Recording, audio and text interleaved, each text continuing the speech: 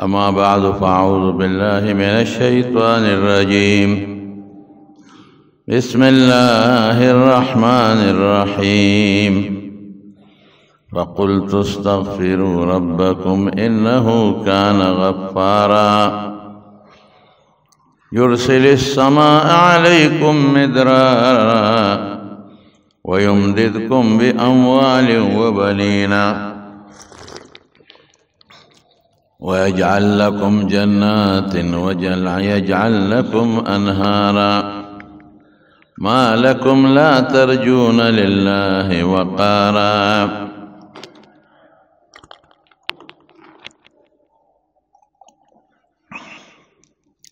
تیر جمعه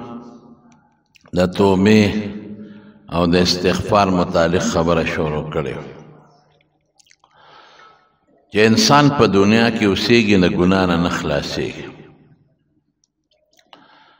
خامخا د انسان نه کله ګناه کېږي او کله دې د شیطان او د نفس نه مجبور شي نو ګناه وکړي. لیکن کم انسان چې هغه ګناه وکړي او بیا فوراً د الله په دربار کې توبه وباسي نو الله پاک مهربانه دی ګناه ورته معاف کړي.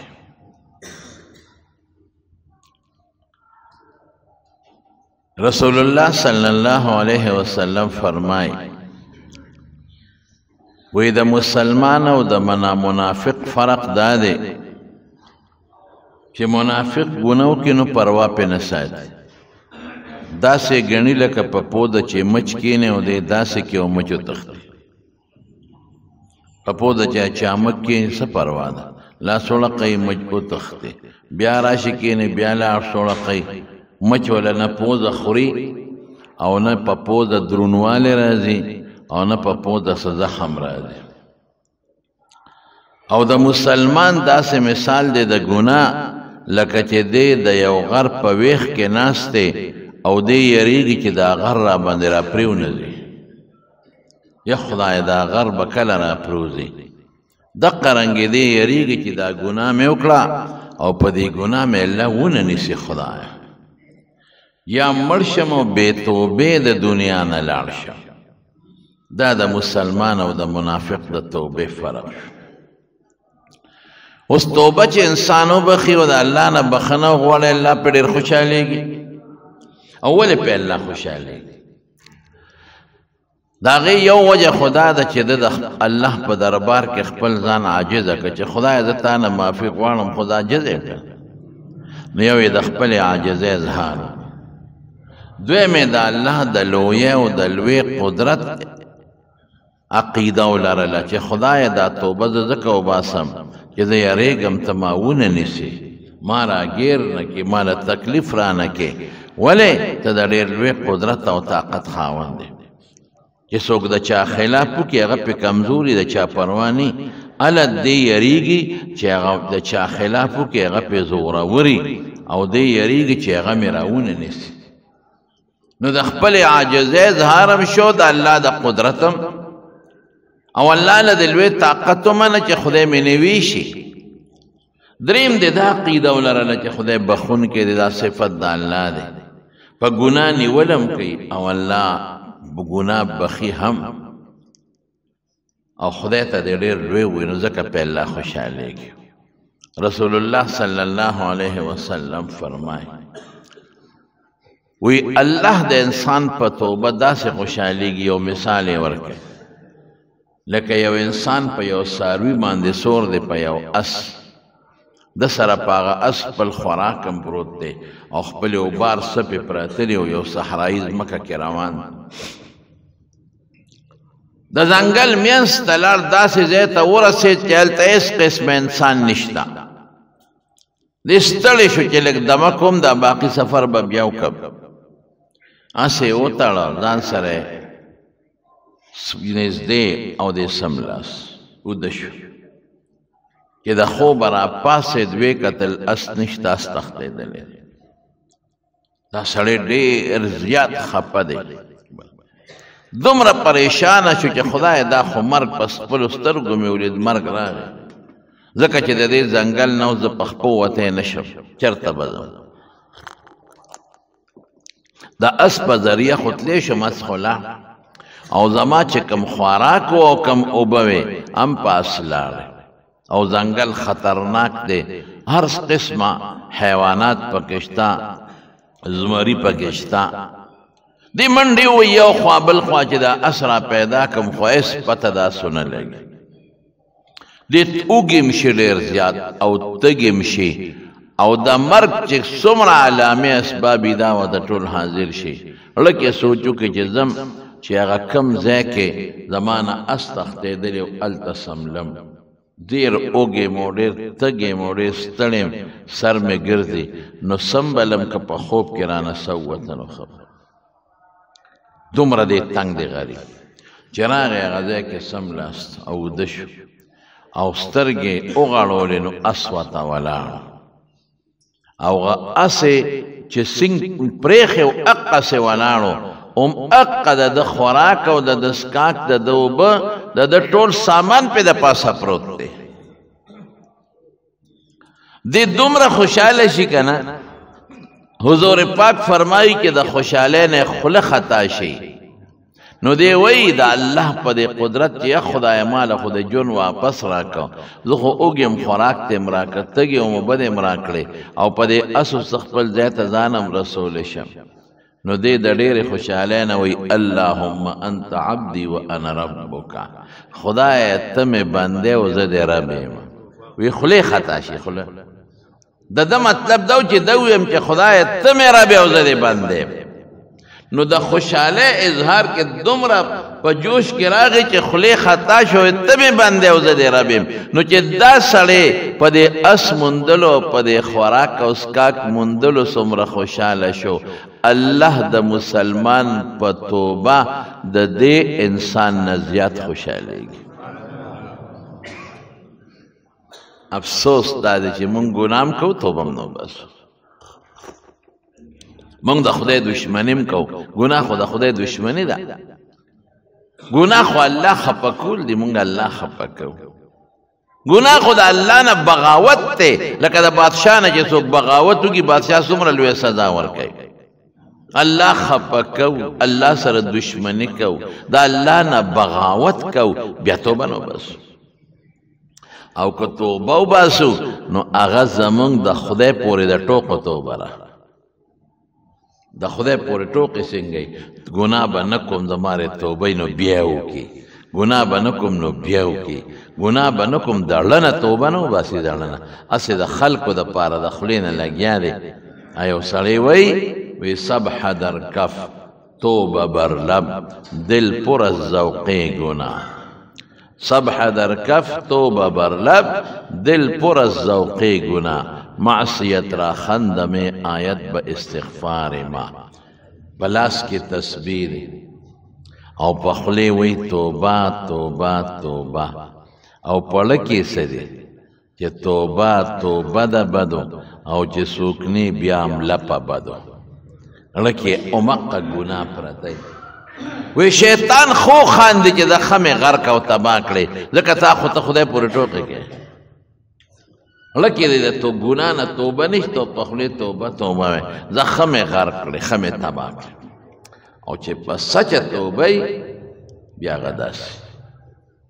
د حضور پاک زمانه ده او یو صحابي دی حضرت معاذ اسلامی رضی الله تعالی عنه راغی رسول الله مبارک له جمعات دې ته توبه وایي مونږ ته ګوره زمونږ توبو ته ګوره توبه توبه توبه چې خلک وویني خولې نه توبه وي خدایه توبه وي خدایه توبه هسې د خلکو دپاره توبه توبه کوو دړنه والله که توبه دې وویسته د ګناه نه فاساد ته خدای معاف کوي راغی رسول الله مبارک جمعات کې ناست دی او دی راغی پیغمبر علیه السلام ته کېناست د الله رسوله ما یو خطرناکه ګناه کړی دی په ما د خدای حد قایم کړه رسول الله مبارک او څه وایي زنا مې کړی دی الفاظ یې ووایي حضور پاک ته مخ بل طرف ته واړه او دی راغی هلته کېناست ځکه څلورو مجلسونو کې به څلور ځله اقرار کوي بیا رسول الله مبارک ورته وایي غږ نه کوي بل طرف ته مخ واړوه مطلب یې دا چې دا سړی ځي بس توبه وباسه الله دې معاف کوي کړي بیا وایي د الله رسوله ما زنا کړې ده په ما د خدای حد قایم کا بیا ته حضور پاک مخ واړو هلته راغی بیا دې بل طرف ته مخ واړو دې خوا بیا راغی سړی نه ځي بیا ورته رسول الله مبارک څه وایي چې تا به زنا نه کړې هسې به دې ټونګې مونګې والې لاس به دې وروړې ښکل کړې به دې وي او دې ته هم خلک زنا وایي ځکه د زنا اسباب دي وی نه د الله رسوله ما همغه عمل کړی دی کوم عمل چې انسان د خپل حلال بیبي سره کوي حق عمل مې کړی او په ما د خدای حد قایم حضور پاک صحابه ته وی دی بوزه څلور ځلې په ځان اقرار وکړ او هېڅ شبهه پکې نشته چې کومې شبهې وې هغه ختمې شو دې سنګسار کې چې کوم انسان واده کړی وي تپوس یې ته وکړه حضور پاک واده دې کړی دی وی یو وی لاړ شی دې سنګسار کې بویې ته د مدینې منورې نه بار کاڼیزه ځمکه کې او صحابه په کاڼو وویشته چې کوم وخت کې په کاڼو ویشته نو مرګ خو ډېر سخت شی دی او بیا چې په کاڼو سړی ولې نو د منډې کړې وتښتېد د حضرت عمر خوا کې راغی نو هلته د اوښ د جامې یو هډوکی پروت و حضرت عمر هغه هډوکي اوچت که او په دا سر یې وویشته او خیره یې ورته وکړه خدای دې داسې داسې کا که تا دا زنا نه وکړې نو نن به مونږ د وینو نو ککړ شوې په مونږ دې وینې راوغورځولې مړ شو غریب راغی حضور پاک له صحابه چې رالل رسول الله مبارک ته الوی وی د الله رسول سړی رجم کو تر هغې پورې چې بس ساتې ووته سنګسار شو کوم انسان چې واده کړي که ښځی او که سړی وي او زنا وکړي دقه سزا ده زنا خو ډېر خطرناک جرم دی د چا لور خور سره ته به د ملکې دا خو دې تباه که غرق دی که ټول قوم دی ولا رسوا که خلک بیا ورته پیغور کوي ستا لور زناکاره ستا لور ډمه ده چې بچي ته پیدا شي دا هغه ښځه که واده شي نو خلک ورته پیغورونه کوي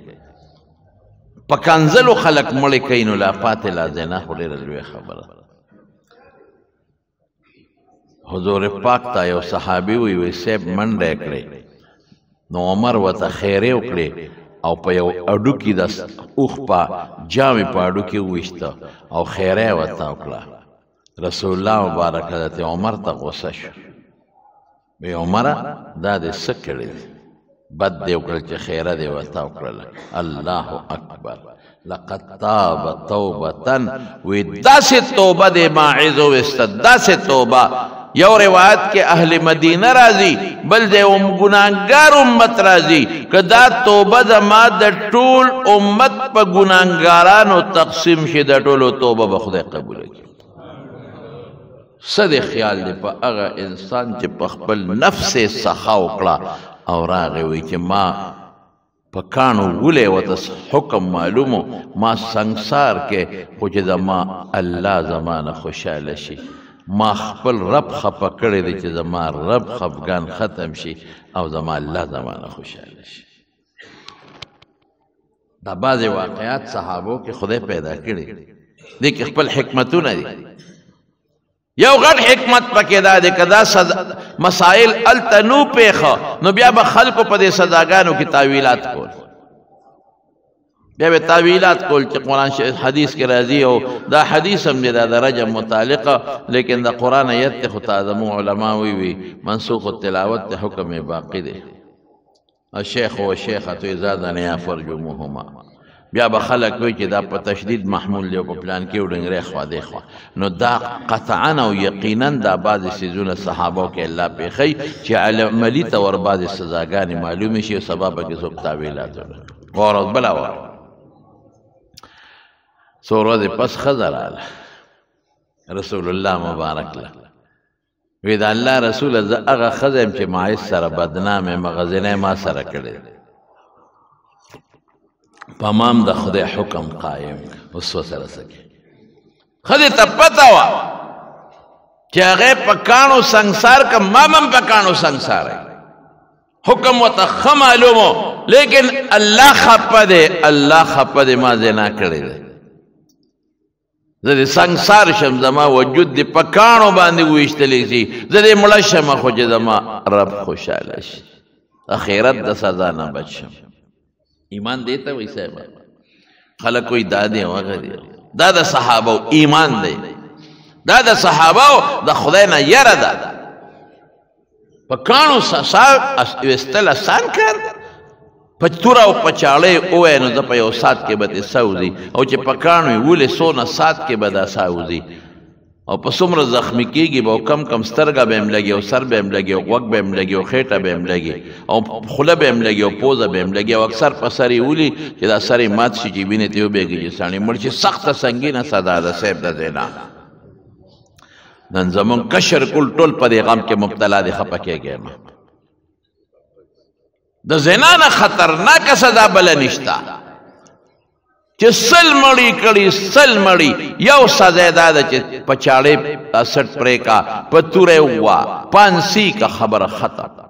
15 منټو کې دې سل مړی کې کړي چې زر مړی کړي د یو سزا ده چې ساته وباسا پانسی کا د په چاړې ووا په توره ووا یو 2 منټه کې به دې سوځي او چې زنا یې کړي زنا نو په کاڼو به ولي سړی چې واده کړي وي واده کړي او واده کړي ښځه نو داسې به دې سو باسي چې په کاڼو به یې ولي که ګنټه کې دې سو ووته او که نیمه کې ووته او که په 2 ګنټې کې دې ووته خطرناک جرم نه لکان او جنکې الله دې معافي وکړي الله دې معافي وکړي موږ ته خلک راځي په دې لویه ګناه کې مبتلا دي قسم په الله قسم مې راته وخوړ موږ نه خلک د مسلو تپوس کوي ځان سره پړه کې ساتو د چا چاته نه وایو د مسلو تپوس کوي داسې سپیرم شته چې د خپل لور سره زنا کوي داسې سپیرم شته دما قسم په الله په جمعات کې ناست یم یو هلک مال راغی د ډېرې مودې خبره ده خو موږ دا خبرې ټول زړه کې ساتو مسلې تپوس کوو یو هلک راغی ماله په الله باور وکړه جومات کې ناست یم ما ته وی ما سره خپل پلار دا ناروا عمل کوي خپل پلار نه مې پرېږدي څوک داسې حالت جوړ شوی نن سبا ورشئ وګورئ په دې هوټلو کې په اسلام آباد کې وګورئ په لاهور کې وګورئ قسم په خدای چکلخانې جوړې شوي خلکین ښځې دې په دې آیسو باندې دی مردار تباه کړل دا خلک څوک یې خرڅوي او څوک یې سکي او دا سر خوړلی چې اوس کې دا سړی تباه کوي وجود ام در لتبا کو غر کې کو بچیم د لغر کو تبا کړ خلک خوشاله دي پیسې مې وګټله اس پیره د دنیا خلق د زناکار کړل سپیره جنکه د زناکار کړل لکان د زناکار کړل دا ما تاسو کومه دا ولې د خلص کی دا چې اوس کې سلو پینځر ورځې بیا ویخ ناستی بیا ولا خوب نه ورځي وې دې کې دا چلو نشتا دا د بد عمله د پر خلک استعمال دا حال دې زمو امت کم طرف ته لاړ کشران لکان جنکه بربندې دي بربندې ګرځي جنکه وې پرده خو ظلم دې ظلم پردې ته څه ضرورت دی دا خو ظلم سپیرې زنا دعوت ورکې چې ستا پرده نی او ستا مخ کولوي او ستا مټې کولوي او ستا مرۍ کولوي دنیا لکان درته ګوري دنیا لکان دې په غم مبتلا کړل زناکارو کې دی واچول د خدای یاره څه شوه ای د خدای بندګانو مرګ نه لرې ځنکدن نه لرې قبر ته به نه ځې خدای له به نه ځې څه به کوې توبه وباسئ د خدای په دربار کې خدای نه ویریږئ که خدای راونیولی قسم په خدای که مو دې څوک خلاص کړي او دا به خدای رانیسي دا ظالمان که دا لکان دی او که دا جنکې خو وخت وله الله ورکوي دا به رانیسي د مرګ نه مخکې بیا به توبې وباسي توبه به نه قبلېږي هغه زنانه راله رسول الله مبارک له ښه ورته پته ولګېده چې ما به سنګسار کوي ځکه چې څوک را سره بدنام هغه سنګسار کړی وایي د الله رسوله زه هغه ښځه یم چې مایز اسلامي سره بدنام یم او مقه مسله پیښه شوه او حضور پاک پوره تحقیق وکړه ورته یې وی په ګېډه د ماشوم شته وی یو وی ځکه دا ماشوم د ګېډې نه کوز شي او بچی دې پیدا شي بیا راځه ځکه چې کومه ښځه د ماشوم په بیماری باندې بیماري نو هغه به نه سنګساری ماشوم د غیړه کې هغه ورسره بربادېږي که ماشوم د زنا نه ولینې خو ماشوم خرابېږي نو چې هغې ښځې ماشوم وشو نو بیا راله ماشاءالله ځان یې پټ نه که بیا راله د الله حکم په ما جاري که ماشوم مې پیدا شو د الله رسوله ما سنګسار که خو چې زما رب خوشحاله شي رب خفه کړی رسول الله مبارک ورته بیا څه وایي دا ماشوم دې وخت کې ستا پیو ته محتاجه دی دې له پی ورکه دا ماشوم چې که پیو نه پرېږې او خپل خوراک شروع کړي نو بیا راشه بیا به در باندې د خدای حکم جاري کړو نو لاړ هغه ماشوم یې لویو 2 کاله خوشه پس راله او ماشوم له لاس کې ډوډۍ ورکړې ده یا خدایا څه عجیبه حالت دی دومره پې تلواره ده چې زما رب خوشحاله شي او چې د الله کم حکم دی په ما جاري شي خو چې زما رب خوشحاله شي زما رب خفه کړی دی ماشوم یې غېږ کې ونیوه حضور پاک له راله او ماشوم له ډوډۍ ورکړې وه د رسول الله مبارک مخکې ماشوم ډوډۍ خوري وی د الله رسوله بس ماشوم زما د پیو نه کټ شوی دی ورته وګورئ دا دې په خپله ډوډۍ خوړی شي واه واه ماشوم د چاړه کېږي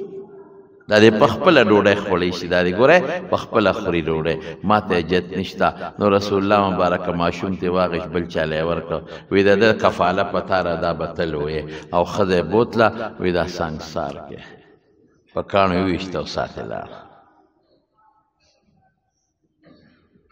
دې ته توبه وایي ما ګناه کړې ده بچې به خپل کار کوي بچے که مریو کار سکیږي دغه ډوډۍ خوري بار بار پیغمبر راځي په ما د خدای حکم جاری کړه ګناه باندې الله خفه شوی اوس دا الله خوشحالول غواړي کنه نو په ډېر اسانه خوشحالېږي چې الله زما توبه بیا به ګناه نه کوم 3 خبرې دي 3 یو دا چې ستومانه شي الندم توبه بس تومانه شي څه چې دا ګناه مې نه وې کړې څه خبه وه دې ته ستومانتیا دویم معافي وغواړئ فقلت استغفروا ربکم د خدای نه بخښنه وغواړه چې خدای ما وبخه ما معاف که او دریم قصد به کوې چې آینده له به دا ګناه نه کوم 3 خبرې شي ستومانه چې دا ګناه مې نه وې کړې څه خبه توبه به وباسئ الله ما معاف که او آینده له به قصد وکړي چې دا ګناه به بیا نه کوم بس خدای به دې وبخي او که ډېر یېرېږي نو یو مونځ چې هغې ته صلات توبه وایي هغه وکئ او 2 رکعته مونځ وکړه او بیا الله ته اوچت که خیر دی که د هغه عربي الفاظ نه راځي لا اله الا الله الحلیم الکریم سبحان الله رب العرش العظیم هغه دعا نه درځي هسې د الله صفت وکړه یا خدای ته قادر مطلق ذات دی خدای ته سخی ذات دی ته بخونکی خدایا او زه ګناهګار یم الله دا مونځ مې وکړه زما ګناه ماته وبخښه هغه الفاظ نه راځي پروا نشته به د خدای لږ صفتونه وکړه ووایه چې زه ګناهګار یم زه ګناهګار یم ما ګناه کړې ده ما معاف کړه الله به دې معاف کړي نو توبه باندې الله ډېر خوشحالي مولانا روم صاحب رحمت الله علیه یو واقع لیکلی مولانا روم صاحب ډېر لوی عالم وګورئ ښه صوفي مو ډېر لوی عالم وی د حضرت عمر د مثنوي کې شته د حضرت عمر فاروق رضی الله عنه زمانه وه په شرابو کلکه پابندي وه چې شراب به څوک نه څښي یو مسلمانو او د یو ذمي یهودي عیسایي د هغه د کور نه راووته د شرابو بوتل وسره شراب یې واخیست او چې څنګه د هغه کور نه راووته حضرت عمر فاروق یې ولیده بس پوه سړي وي دا خو غرق شو د امیر المؤمنین په خپله ولیدل یو خدای چې بل څوک را باندې ګوی وکړي نه امیر المؤمنین په خپله ولیدم او عمر هغه له خدای دومره روب ورکړی چې خلک به ترې لړزېدل بخاری شریف کې راځي عبدالله ابن عباس غوندې سړی صاحب د عباس رضی الله عنه زوی د حضور پاک د تره زوی د عبدالله ابن عباس او د پیغمبر مبارک خدمت یې کړې دی او خلکو به ډېر قدر او عزت کو. پیغمبر مبارک ورته د علم او د حکمت دعا کړې ده. او په بخاري کې راځي وي یو مسله کې مې سودا وه او دا مسله به د عمر نه بل چاته نه وه معلومه. و یو کال په دې سوچ کې هم چې د عمر نه به دا تپوس څنګه کوم. یو کال نو یو ځل ورسره په سفر باندې روان وم نو یو دسماتي لته نو ما ورسره لوټه واخیسته نو یې په لارې طبیعت برابر و نو ما ورته وویل چې صاحب یو کال وشو خو تا نه یریږم تپوس ته نه نشم کولی. دوه ښځې ان تتوبا الی الله چې قرآن شریف کې راځي قد صغت قلوبکما نو دا کمې ښځې وې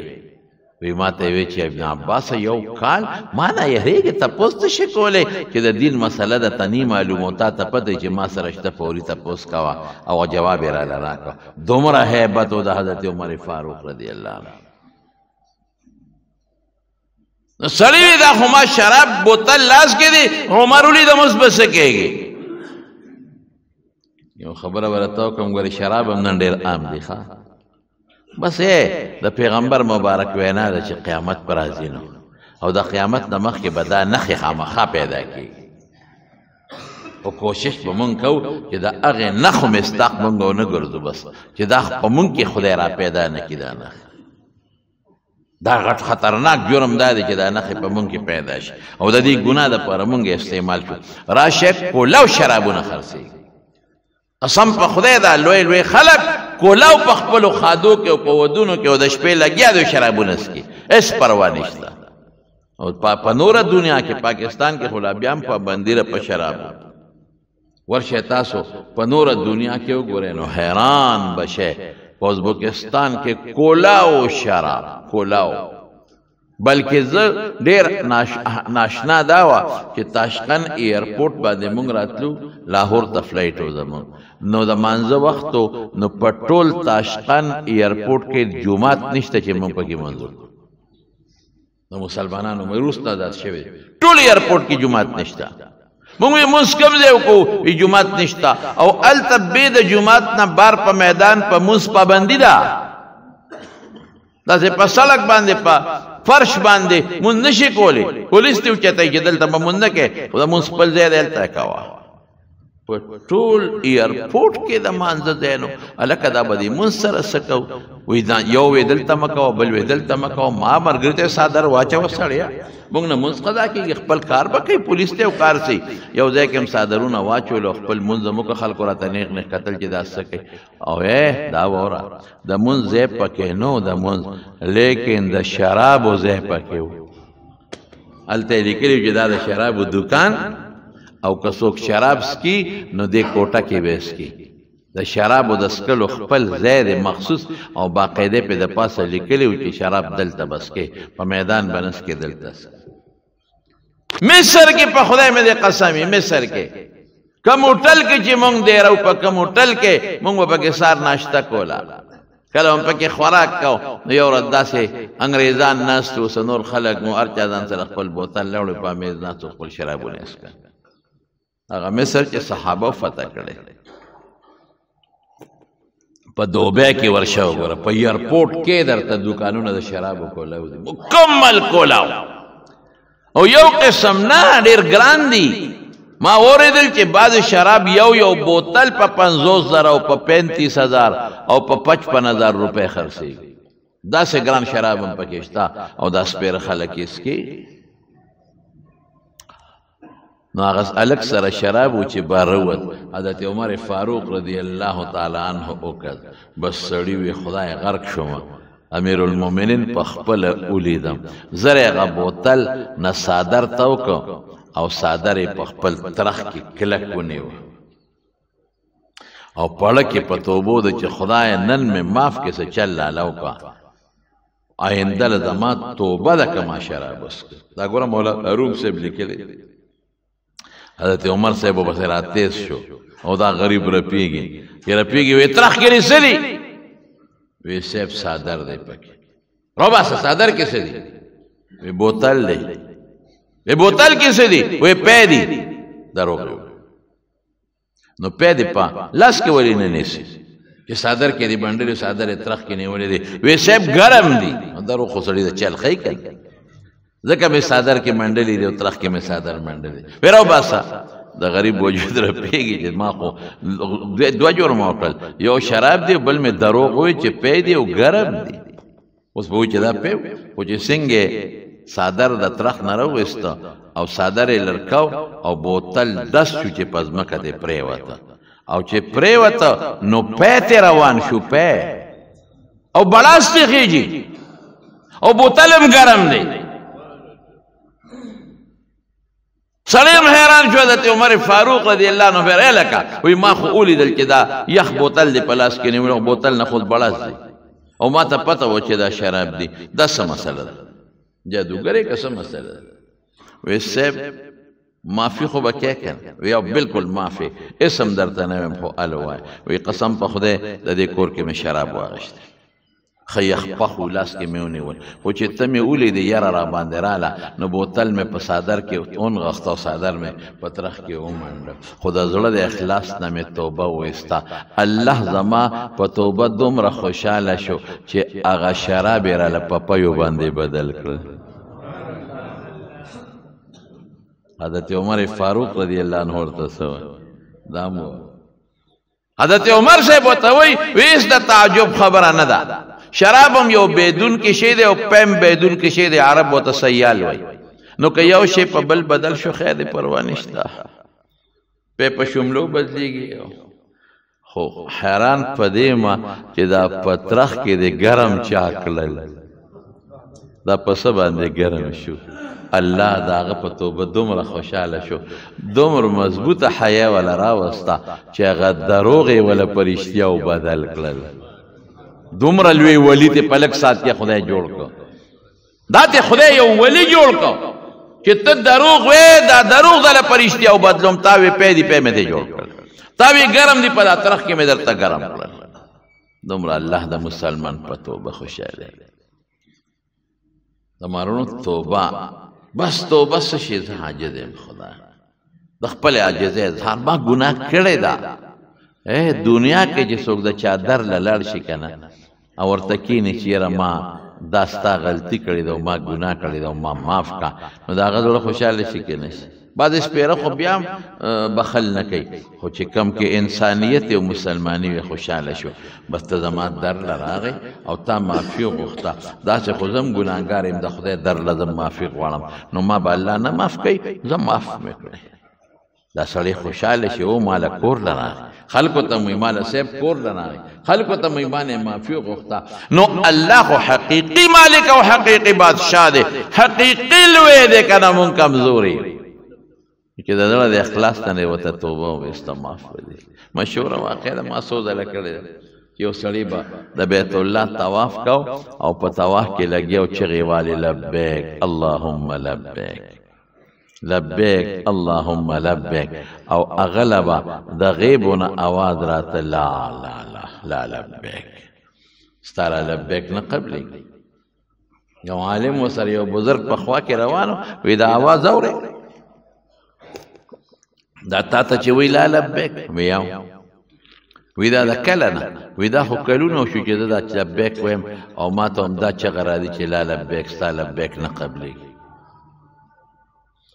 دا خو لومبې ځل نه دی دا خو کلونه زما وشو چې داسې اواز اورم نو وی چې نه قبلېږي ځان څه له کړی زه کور ته که قبلېږي نه نو څه له لبیک چغې وی نو سړی ورته وی ما خو ګناه کړې ده ما خو غلطي کړې ده نو د خدای دې در له راغلی یم او چغه ورته وام چې لبیک خدای تا ته حاضر یم لبیک الله تا ته بار بار حاضر یم دا د خدای در دی دلته راغلی یم او چغه ورته وام نو چې دلته نه قبلېږي نو ته راته بل در وښایه چې هلته لاړ شم چانه غلطي وي چې خو د بل در له لاړ شي که نه ما ته خو دا در معلوم دی او دې له رالم او خدای ته چغه وام دلته نه قبلې بل در وښایه شم چې هلته لاړ شم هلته ورته چغه وام خو پرېږدم خو نه دا خپل رب تر مرګه پورې به ورته همدا چغې وام نو چې دا ټکي وي نو چې بل دل د بیا وي لبیک نو دوه ځله به ولا آواز راته لبیک لبیک فرشتو به ورسره چغې والي لبیک لبیک حدیث کې هم داسې راځي که نه چې څوک لبیک وایي د دنیا د ختمېدو پورې ښي طرف ته ګس طرف ته کاڼي بوټي فرشتې دا ټول ورسره لبیک لبیک وایي دا ولې دی د خپلې عاجزۍ اظهار وکړو یو حدیث کې راځي د ښي طرف ته فرشته انسان نیکي لیکي دا اورئ ښه ګس طرف ته فرشته د انسان ګناه لیکي نو چې دا انسان کله ګناه وکړي دا ښي طرف ته مشره ده دا آمره ده دا ګس طرف ته محکومه ده نو چې انسان ګناه وکړي نو دا ګس طرف ته فرشته لیکي نو دا ښي طرف والا ورته وایي صبر وکړه ملیکه که توبه وباسې نو چې لږ سات تیر شي نو قلم بیا راولي بیا لیکي نو دا ښي طرف والا ورته وایي لږ صبر وکړه که توبه وباسې ملیکه نو چې بیا لږ سات تیر شي بیا قلم راوالي او بیا لیکل کوي نو دا ښي طرف والا ورته وایي لږ صبر وکړه درې ځله ورته ملیکه توبه به وباسي د خدای بنده دی مسلمان دی نو چې بیا هم توبه ونه باسي درې ځله صبر کوي نو بیا ورته ښي والا وایي وایي زه اوس یې ولیکه دا سپېره دی سپېره د الله نه بخښنه غوښتل او توبه او هسې چې موږ نه وباسو توبه نو دا خو موږ کبر نه کوو چې هم ګناه کوم توبه نه وباسو دا خو بیا موږ کبرجن یو حسن بصري رحمه الله له اوس د توبې هغه برکات یې وره حسن بصري رحمه الله له یو سړی راغی وی جی ډېره لویه ګناه مې کړې ده وی استغفار وایه بل سړی راغی وی جی اولاد مې نشته بچي مې نشته وی استغفار وایه بل سړی راغی وی جی علاقه کې قات باران نه کېږي وی استغفار وایه بل سړی راغی وی بې ماله یم غریب یم قرضدار یم وی استغفار وایه بل سړی راغی وی صاحب څوک مې عزت نه کوي بې عزته ګرځم وی استغفار وایه یو شاګرد ورته بل دې سجده دي که دا یو ټکی رزده دی خو که څوک وي سر مې خوږېږي همدغه دارو که څوک یې خېټه کې مې درد دی همدغه دارو که څوک وایي خپې مې خوږېږي همدغه دارو نو چې څوک راځي استغفار وایه او ورته څه وایي حسن ابن یسار بصري لوی محدث دی عالم دی صاحب تابعي دی وی الله پې اووه وعدې کړې دي الله حکایت دلته نقل کوي ښه فقلت استغفروا ربکم استغفار وایه انه کان غفارا گناه به دې وبخي الله بخونکی دی یو دا شو یرسل السماء علیکم مدرارا که باران نی په شیبو باران به درته باندې وکړي ويجعل لكم جنات باغونه بدل خدای درکړي ويجعل لكم انهارا دومره ځمکې چې نهرونه به بېږي دا بله درکړي انه کان غفار یرسل السماء علیکم مدرارا ويمددكم باموال وبنینا مال بدر کی کہ غریبے اولاد دینے کی بچی بدل در کی ويجعل لكم جنات ويجعل لكم انهارا ما لكم لا ترجون لله وقارا د خدای نه عزت ولې نه غواړي اشارت شو چې کس بی عزت عزت دې سوکنه کې استغفار وای الله بدل عزت هم درکړي بس اخیری با یو خبر او سکم توبه خو منګو باسو خو بهترین د توبه د پاره بهترین دم استغفار دی استغفر الله ربي من كل ذنب واتوب الیه دار کوټ استغفار استغفر الله ربي من كل ذنب واتوب الیه او غټ استغفار څه دی استغفر الله الذي لا اله الا هو الحي القيوم واتوب الیه دا زدکه کدل نه درې د خپل مولا صاحب نه زدکه یو ټکی ته روزانه زدکوي ما ته استغفار وخای دا زدکه او حضور پاک به فرمایل وی زه روزانه سل کرته استغفار وای بلکې بل حدیث کې راځي چې د سلو نه زیات استغفار روزانه وي نو چې پیغمبر وي چې د ګنا نه معصوم او پاک دی چې الله خوشاله شي نو بیا موږ دی ولې ونه وایو روزانه ټول مرګري زمونږ د قادریه مبارکه چې کم علما دي بزرگان دي غي 314 یادي چې 313 ځل وایي وې ځکه چې تعداد د رسول 313 د رسولان په پیغمبرانو کې یو خاصه ډله د بدر د غازیانو تعداد 314 او د غرنګي د مهدی لخکر چې کله لومبې خلق وسره بیعت کوي اب 314 اصحاب تالوت چې په نهر پورې ته 314 وی دا عدد لګ مبارک ته 314 وای خیر ک 314 وای په یو ځل او لګ لګ وای خو شواروس کې پورا کوي ډیر خره کني سل کرته وای ها سل کرته وای دعا کوي چې الله زموږ ګناهونه معاف کړي الله زموږ ګناهونه معاف کړي یا الله زموږ توبه قبول کړي الله د ګناه نه مو ساتي خدای نفرت هم د ګناه نه پیدا او چې کوم هم کړی دی الله تا سوال کو الله غراته معاف کړي یا الله د هر قسم آفتونو د فتنو او د بلیات او د مشکلاتو لم پام نو امان کې وساتي یا الله موږ د غمونو نه وساتي خدای موږ د هر قسم سوچونو غلطو تصورات او د غلطو وسوسو نه پام نو امان کې وساتي الله کسو غریبانانی بے مالی د فراخ روزی ولا ورکړي کسو قرضدارانی الله قرضونه اخلاص کسو بیمارانی الله روح صحت ولا ورکړي په دې مجلس کې په کورونو کې څوک بیماران دي روح صحت ورکړي کسو قرضداري قرضونه اخلاص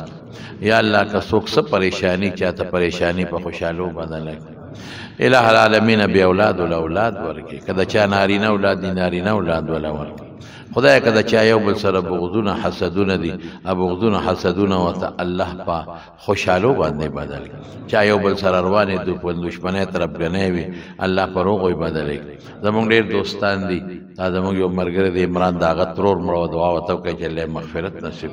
الله د اخرت خوشاله نصیب زمونږ بای دوستان دي دا زمونږ دوست داوود صاحب اسلام آباد نه راغلي دا چې د پیښور نه یو ځای بل دی نه دوستان راځي الله ټول په یو قدم اجرونه او برکتونه ورکړي او د دنیا او د آخر خیر او خوشاله نصیب کړي او دا عمردو کې د حاجی امتیاز پمپ والا کور ولا وفات شوی ده الله دې مغفرت نصیب کړي الله دې د آخرت خوشاله نصیب کړي او مفتی آباد کې سلطان چمیار کور والا وفات شوی ډیر نیکه خزاوه خدای پاک دیو بخي الله دې وارثان له صبر ورکي برخټ کې جهانگیر وفات شوی دی الله دې وبخي او الله دې وارثان له صبر ورکي د شیخ ورونو خانی کا کالو وفات شوی دا الله پاک دې وبخي الله دې وارثان له صبر ورکي بعضی ملګری بیماران دي شوک بیماران دي دعاګانې غوښتي دي نو الله دې ور دعاګانې قبول کړي دا کلی کې یو جمعه ته کې امام نشته دا جمعه کې یو عام کستور خلکو د تراویح کوي کیږي خیر دی چې په شریعت باندې برابرۍ نو کولی شي تراویح نور خلکو ته الله زموږ راضي شي او اخر وخت کې الله زموږ په خله کلمه شهادت راولي چې لا اله الا الله محمد